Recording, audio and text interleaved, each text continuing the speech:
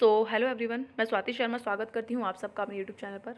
जैसा कि आप लोगों को पता है, हम लोग इंग्लिश की वॉल्यूम 1 कंप्लीट कर रहे हैं, जिसमें हम लोग 20 चैप्टर्स जो हैं वो कंप्लीट कर चुके हैं। आज हम लोग करेंगे 21st चैप्टर, जिसका नाम है पैरेललिज्म।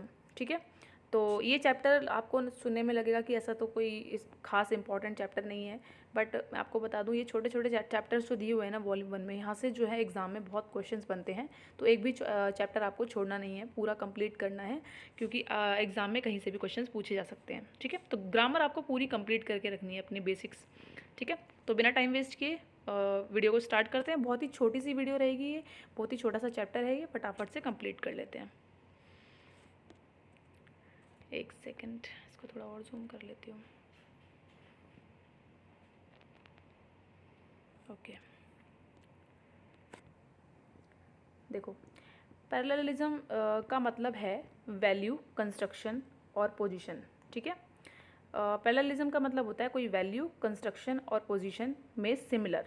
ठीक है, कोई भी चीज़ वैल्यू में सिमिलर है, कंस्ट्रक्शन में सिमिलर है या पोजीशन में सिमिलर है, उसी को हम बोल देंगे पैरेललिज्म। जैसे कि एक वाक्य पैरेलल स्ट्रक्चर के वर्ड्स या फ्रेज को जोड़ता है।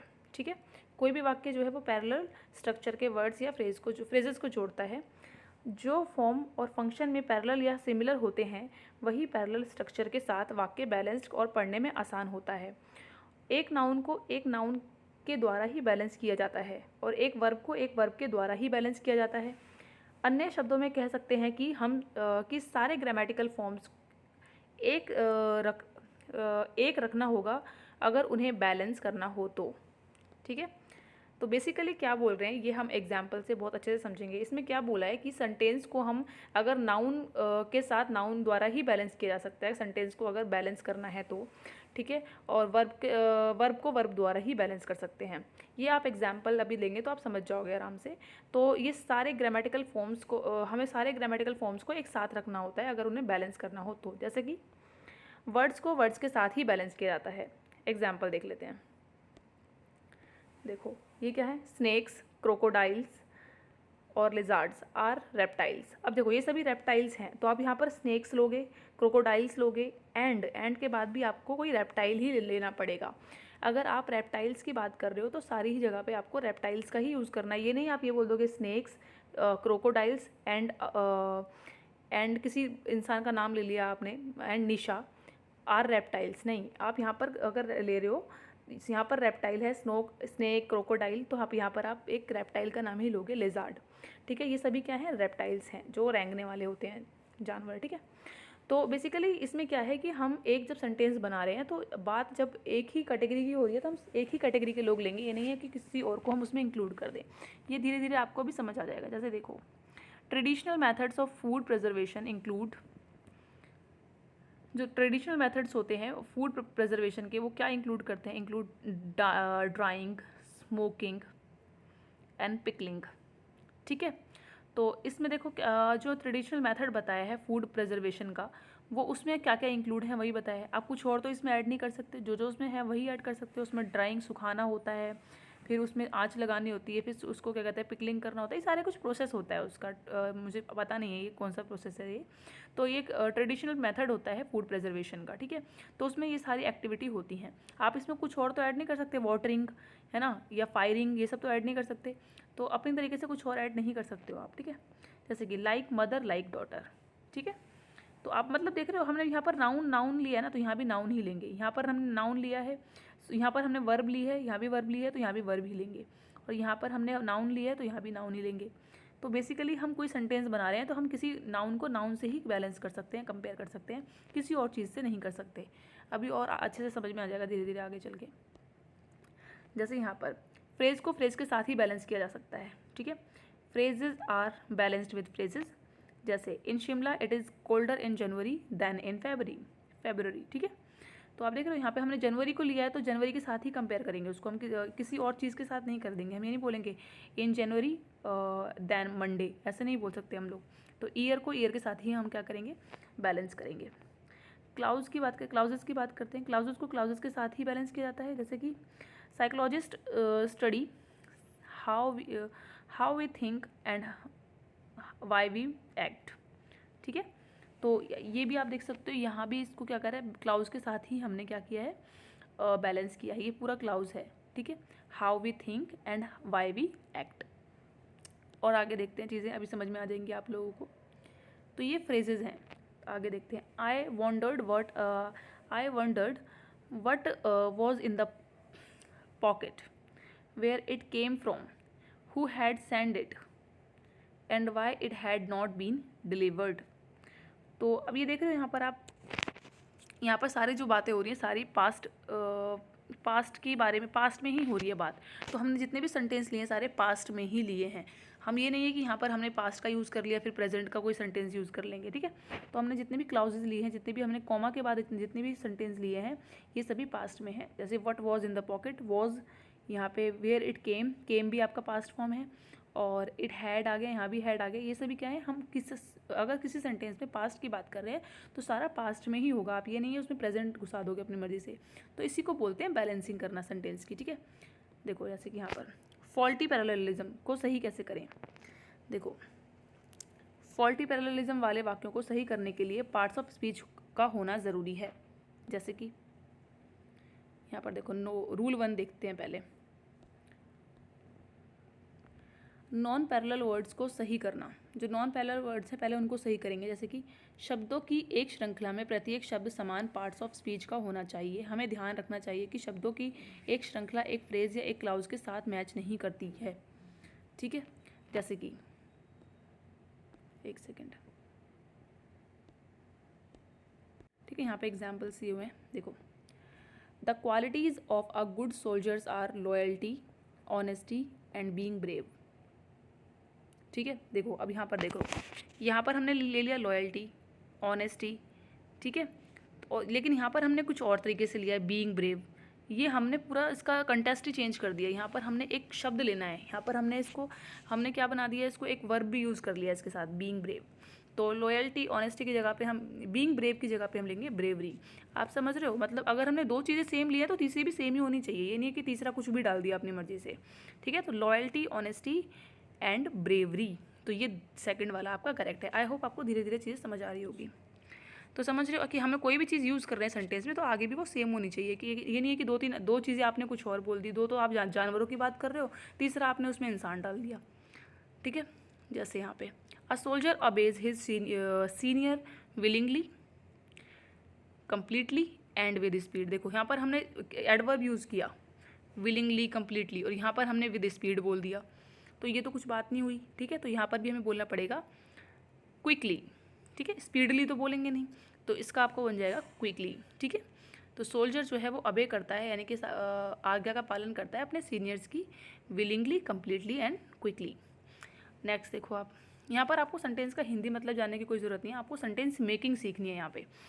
द ट्रेनीज एनालाइज्ड, जो ट्रेनीज हैं वो analysed, discussed and they raised questions about the new rules. देखो यहाँ पर तो हमने सिंपली बोल दिया एनालाइज्ड, डिस्कस्ड, लेकिन एंड के बाद हमने दे रेज्ड क्यों लगाया। यहाँ पर ऐसे नहीं, हमें दे रेज्ड, ये हमने कुछ वर्ब यूज़ कर लिया है यहाँ पे, ठीक है। दूसरा, और यहाँ पर हमने साथ में सब्जेक्ट भी यूज़ कर लिया है। जब हमने सिंपली यहाँ पर बोला है the trainee analysed, discussed and, इसके बाद बोलेंगे क्वेश्चनड, ठीक है। दे रेज्ड क्वेश्चन नहीं होगा, सीधा बोलेंगे क्वेश्चन। मतलब यहाँ पर एक पूरा शब्द है, यहाँ भी पूरा शब्द है, तो यहाँ भी एक पूरा शब्द ही होना चाहिए वर्ब के, जो वर्ब से बना है आपका, ठीक है। तो यहाँ भी जैसा वर्ब यहाँ यूज़ हुआ है वैसा पर वर्ब यहाँ यूज़ होगा, वैसे ही यहाँ पर होगा, ठीक है। जैसे यहाँ पर ही इज़ फूलिश एंड माइजर, तो ये गलत है, ठीक है।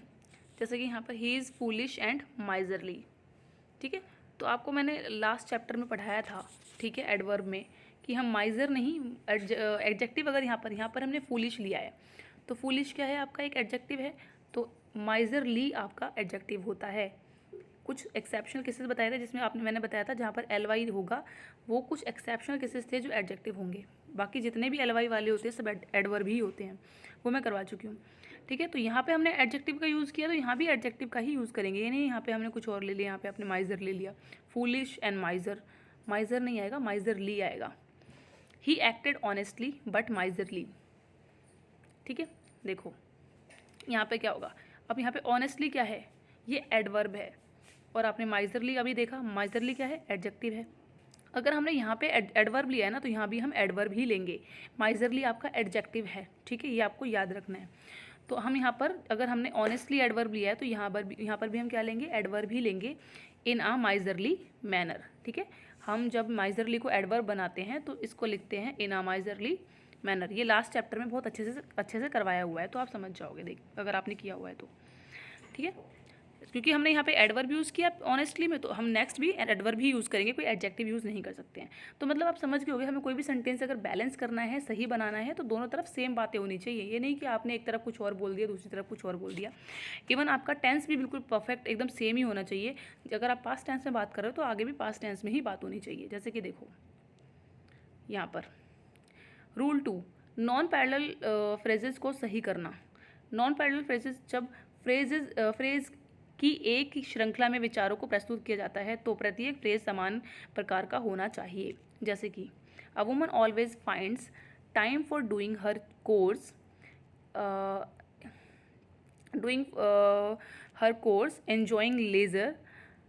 enjoying leisure time and talk about her neighbors, ठीक है।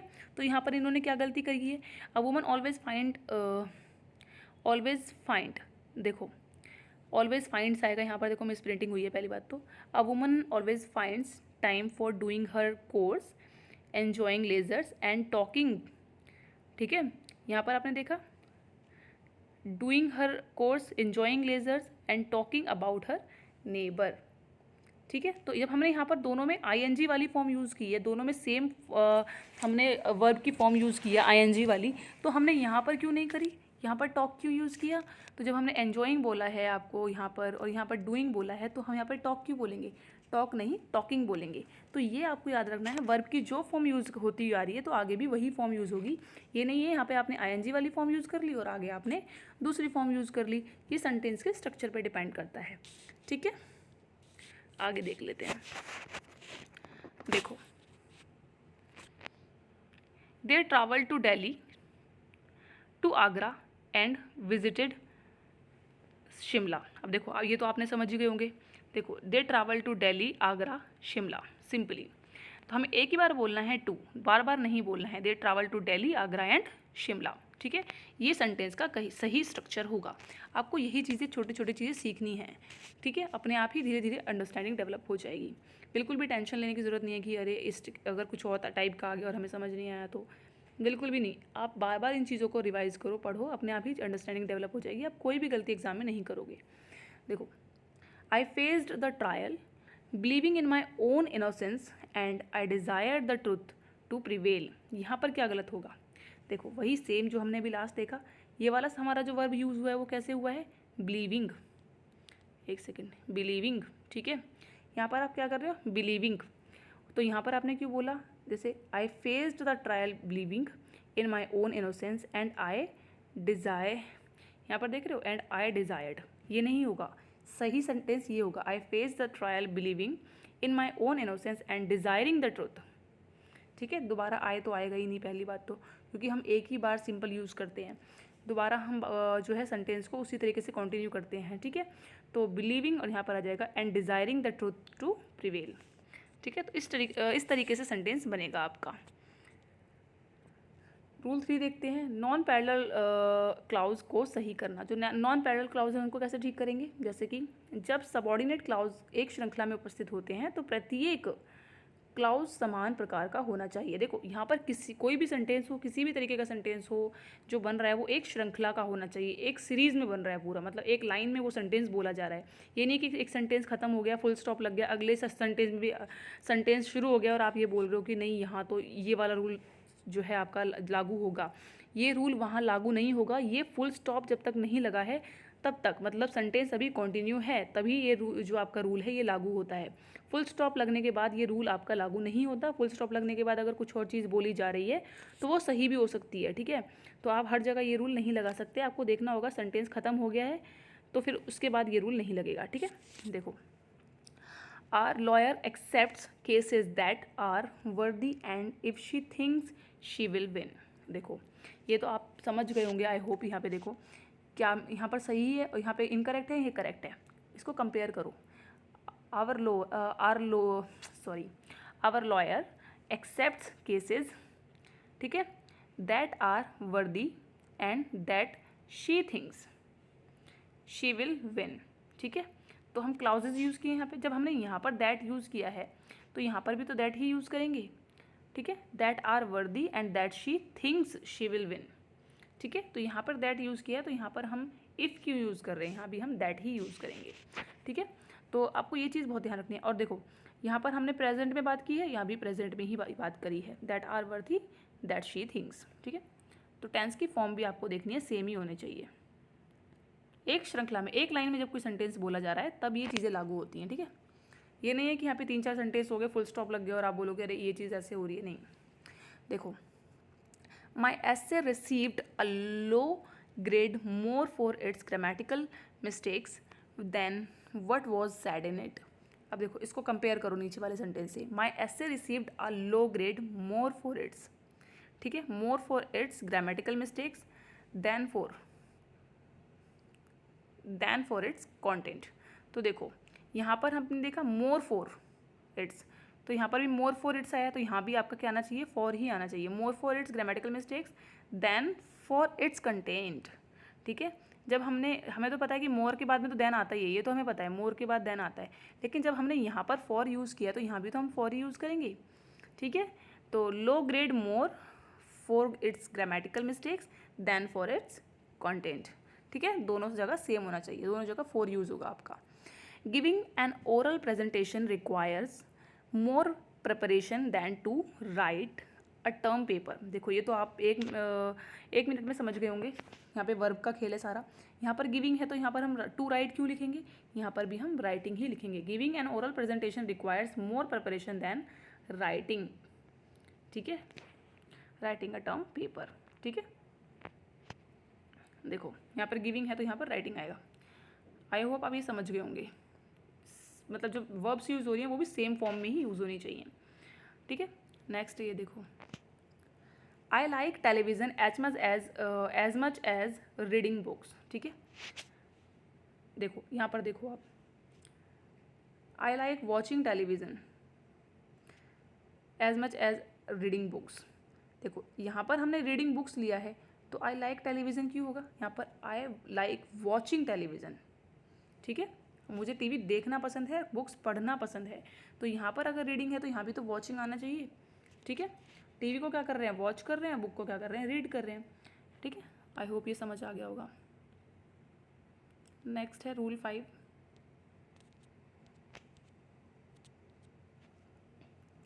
नॉन पैरेलल को कोऑर्डिनेट कंजंक्शन के साथ सही करना। जो नॉन पैरेलल को अगर कंजंक्शन में कोई गलती है तो देखते हैं क्या है, कैसे कर सकते हैं हम। कोऑर्डिनेट कंजंक्शन एंड, बट, और, येट, फॉर, नॉर का प्रयोग समान एक्सप्रेशन को जोड़ने के लिए करते हैं। इसके अलावा ये कंजंक्शन नाउन, वर्ब्स, एडजेक्टिव्स और कोऑर्डिनेट क्लाउज को भी जोड़ते हैं। कैसे, आगे देखते हैं इसके एग्जाम्पल्स।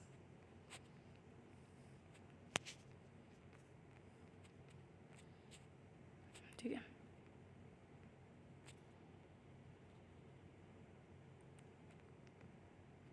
ये देखो, जो कोऑर्डिनेट कंजंक्शन के एक तरफ हैं, जो कोऑर्डिनेट कंजंक्शन के एक तरफ हैं उसी पार्ट ऑफ स्पीच को दूसरी तरफ भी रखें। जैसे कि he likes to go fishing during the day but my brother prefers catching fish at night. देखो अब यहाँ पर क्या गलती की है, he likes to go fishing during the day but my brother prefers to catch fish at night. ये correct होगा। यहाँ पर देखो, अब यहाँ पर क्या है, बट आ गया ना, यहाँ पर है ही लाइक्स, तो यहाँ पर होगा ब्रदर प्रेफर्स।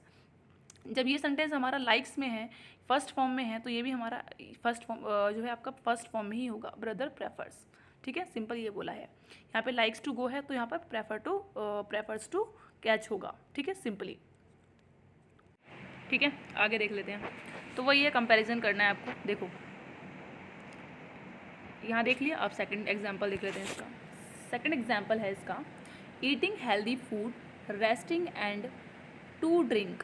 अब देखो यहाँ तो आप बहुत इजीली समझ गए होंगे, ये ईटिंग है, ये रेस्टिंग है, तो यहाँ पे हमने टू ड्रिंक क्यों लिया, ये तो गलत हो गया ना। तो यहाँ पर भी हम क्या लेंगे, and drinking. Eating healthy food, resting and drinking. A lot of fluid is advisable. ठीक है, तो आप समझ गए होंगे यहाँ पे ईटिंग है तो यहाँ भी रेस्टिंग है, तो यहाँ भी हम ड्रिंकिंग लेंगे। ये तो सिंपल था, इतना तो आपको समझ में आ गया होगा कि एक ही सेंटेंस के अंदर जब पूरा फ्लो चल रहा है सेंटेंस में, तो एक ही टाइप के जो है आपके जो है शब्द यूज़ होने चाहिए। ठीक है, देखो रूल 6, नॉन पैरेलल स्ट्रक्चर को कोरिलेटिव कंजंक्शन के साथ सही करना। कैसे सही करेंगे? The paired correlative conjunctions both and either और, नीदर बोथ हो गया, ईदर और हो गया, नीदर नॉर हो गया, not only but also and whether और का प्रयोग समान एक्सप्रेशन को जोड़ने के लिए किया जाता है।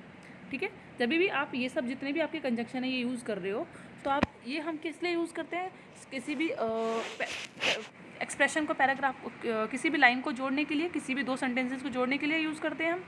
तो जब इनको यूज़ करते हैं तो दोनों साइड के जो सेंटेंस होंगे हमारे, जो जोड़े गए सेंटेंस हैं, वो हमारे दोनों ही सेम एक्सप्रेशन में होंगे। जैसे कि वही सेम जो अभी ऊपर से पढ़ते आ रहे हैं ना हम लोग, वही है, और कुछ भी नहीं है।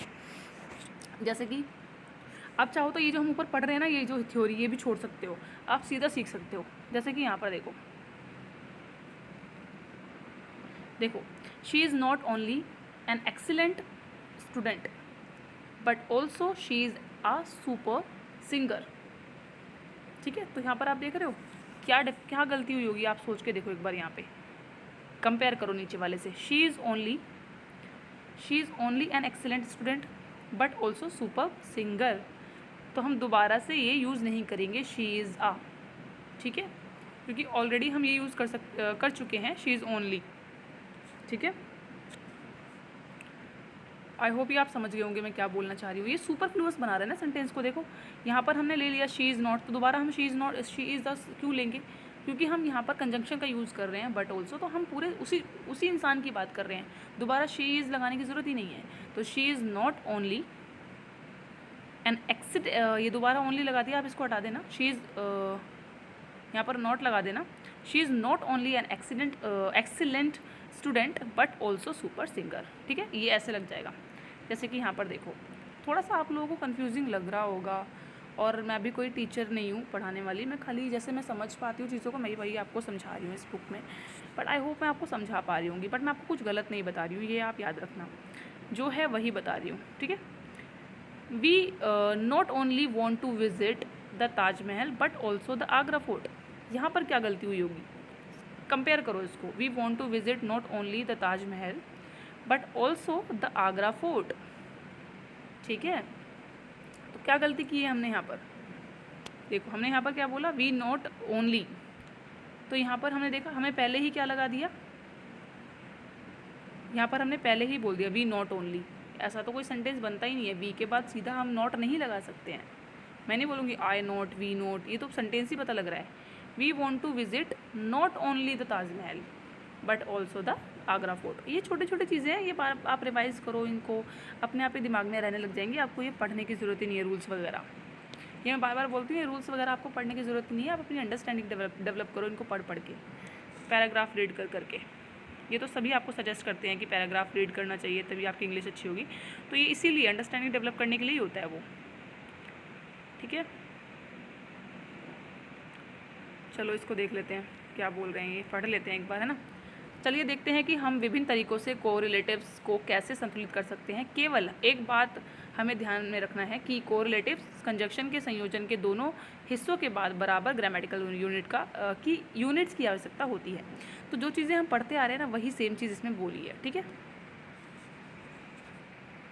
जैसे not only did he buy flowers for his mother but also purchased the same for his wife. तो यहाँ पर क्या गलती हुई है? Verb did balanced by verb purchased. ठीक है, तो ये यहाँ पर हुआ है। तो आप देख रहे हो, not only did he buy, तो हम यहाँ पर ऑलरेडी हमने क्या ले लिया, क्योंकि नॉट ओनली के बाद हमने ये डिड ही लगा दिया, तो हमें यहाँ पे बॉट लगाने की ज़रूरत नहीं है, यानी कि बाय की सेकंड फॉर्म लगाने की ज़रूरत नहीं, हमने डिड का यूज़ कर लिया है। तो यहाँ पर भी हमने सेकंड फॉर्म का यूज़ किया है, परचेज्ड। तो हमने क्या करा, दोनों को क्या करा, सेम यूनिट में कन्वर्ट किया है। ठीक है, देखो he bought flowers not only for his wife, दोनों ही करेक्ट है यहाँ पर, आप देखना एक बार। He bought flowers not only for his wife and but also for his mother. वो अपनी वाइफ के लिए ही नहीं, अपनी मदर के लिए भी फ्लावर्स लेके आया। ठीक है, तो यहाँ पर ये for his plus noun balanced bye for his noun. ठीक है, तो यहाँ पर भी फॉर हिज यूज़ किया, यहाँ भी हमने फॉर हिज यूज़ किया। ठीक है, तो सेम हमें दोनों साइड हमें क्या करना है, सेम ही बैलेंस करके चलना है। अब नोट करने वाली बात क्या है, note he was paid 5,000 for boarding and lodging. Here we need board and lodging. तो देखो नोट वाली चीज़ें पढ़नी बहुत ज़रूरी है, क्योंकि ये एक्सेप्शनल केसेस होते हैं। देखो यहाँ पर हमें क्या करना था, बोर्डिंग नहीं करना था, we need board and lodging which means the meals and room that are provided when someone pays to stay somewhere. ठीक है, बोर्ड एंड, यहाँ पर आपको बोर्डिंग नहीं लगाना है। वैसे तो हमने क्या पढ़ा है, दोनों ही सेम उसमें होना चाहिए, आईएनजी वाले ही होने चाहिए, लेकिन ये एक्सेप्शनल केस है, यहाँ पर आपको बोर्ड एंड लॉजिंग यूज़ करना है। ये एक्सेप्शनल केसेस आपको ज़रूर देखने हैं। ठीक है, board and lodging does not follow the rule of parallelism. ठीक है, तो आई होप ये छोटी सी चीज़ें थी, कुछ ज़्यादा खास नहीं है, एग्जाम में आ जाती हैं। हम इसको फटाफट से देख लेते हैं। ठीक है, देखो एक्सरसाइज फटाफट से इसकी कर लेते हैं हाथ की हाथ, जिससे कि आपकी प्रैक्टिस हो जाए। यहाँ पर क्या बोला है, I like shopping and to eat out. देखो जब यहाँ पर शॉपिंग बोला है तो यहाँ पर भी हम क्या बोलेंगे, आई like shopping and eating out. ठीक है, देखो नीचे दिया हुआ है। ठीक है, टू ईट को हमें किस में बदलना है, ईटिंग में। क्यों, क्योंकि हमने यहाँ पर भी आईएनजी वाली फॉर्म ली है, इसलिए। ठीक है, आगे देखते हैं। सेकंड में क्या है, public transit such as buses and train. देखो यहाँ पर जब हमने बसेज लिया है तो आज ट्रेन क्यों लेंगे, जब हमने यहाँ पे कई सारी बसेस की बात करी है, तो यहाँ पर भी तो हम ट्रेन्स की बात करेंगे, सिर्फ एक ट्रेन की बात नहीं करेंगे। तो यानी कि यहाँ पर हमने बसेज लिए तो यहाँ भी क्या आएगा, और ट्रेन्स। ठीक है, can help reduce air pollution. ठीक है, तो आपको ये देखना है, यहाँ पर बसेज है तो यहाँ पर भी आर ट्रेन नहीं आएगा, ट्रेन्स आएगा। ऐसे ही थर्ड है, he swiftly and with efficiency controlled the damage car. देखो डैमेज्ड कार, अब ये तो आप समझ ही गए होंगे, ही स्विफ्टली एंड एफिशिएंटली। जब हमने यहाँ पर एल वाई वाला यूज़ किया तो यहाँ भी एल वाई वाला ही आएगा। ठीक है, अब देखो इसके आंसर में देख लो आप चाहे तो, यहाँ पर दिया होगा, देखो नीचे दिए ना, एफिशिएंटली। ठीक है, ऐसे ही नेक्स्ट ये वाला देखते हैं, इसमें क्या गलती है, we spend the whole day loitering here. We spend the whole day loitering here and there eating pizzas and we wiggled. देखो आ गया ना गलती, यहाँ पे हमने यहाँ पर क्या आईएनजी वाला यूज़ किया, यहाँ भी आईएनजी वाला ईटिंग, पर यहाँ पे विगल्ड ऑन द सोफाज, तो यहाँ पर भी विगलिंग आएगा। तो हमने यहाँ पर सब आईएनजी वाले वर्ब्स यूज़ किए, तो यहाँ भी किसका यूज़ करेंगे, आईएनजी वाले यूज़ करेंगे। हम सेकेंड फॉर्म पास्ट फॉर्म क्यों यूज़ करें, देखो यहाँ पर विगलिंग आ गया ना, आंसर में देखते चलो आप, यहाँ पे विगलिंग आ गया। ठीक है, अब देखो फिफ्थ देख लेते हैं एक बार, not only he bought flowers for his wife but also for his mother. ठीक है, तो अब देख रहे हो यहाँ पर क्या गलती हुई है, not only he bought flowers, तो हमें क्या करना है, बॉट फ्लावर्स, नॉट ओनली जो है ना बाद में लेके आना है, पहले हमें बोलना है ही bought flowers not only for his wife. ठीक है, तो नॉट ओनली यहाँ पहले नहीं आएगा, यहाँ पर आएगा। ठीक है, ही बॉट फ्लावर्स के बाद में आएगा, तो यहाँ पर ये हुई है गलती। ठीक है, नीचे देख सकते हो आप। ठीक है, उसके बाद है आपका, यहाँ पर आप 5th नंबर पे देख सकते हो, बहुत इजी है, ये तो हम देख चुके हैं ऑलरेडी। ठीक है, अब 6th में देखेंगे, my friends took me to a dancing show and then to a baby show. ठीक है, तो माई फ्रेंड, देखो यहाँ पर बेबी शो है ना, तो यहाँ पे हम क्या लेंगे, डांस शो लेंगे। यहाँ पर बेबी शो है तो यहाँ पर क्या लेंगे, डांस शो। मेरे जो फ्रेंड थे, my friends took me to a dance show and then to a baby show, दोनों सेम फॉर्म में ही होंगे। ठीक है, simply dance show and baby show. I would rather pay for my fooding, I would rather pay for my fooding and lodging than assistance for my parents. ठीक है, तो देखो than assisting for my parents, तो यहाँ पे assistance नहीं आएगा, यहाँ पे आईएनजी वाली फॉर्म है ना, तो ये देखो 7th वाला आप आंसर देखो इसका।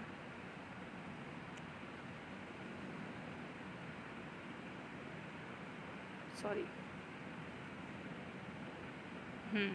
इसमें ये वाली मिस्टेक है, sorry. I would rather pay for my fooding and lodging then to पे।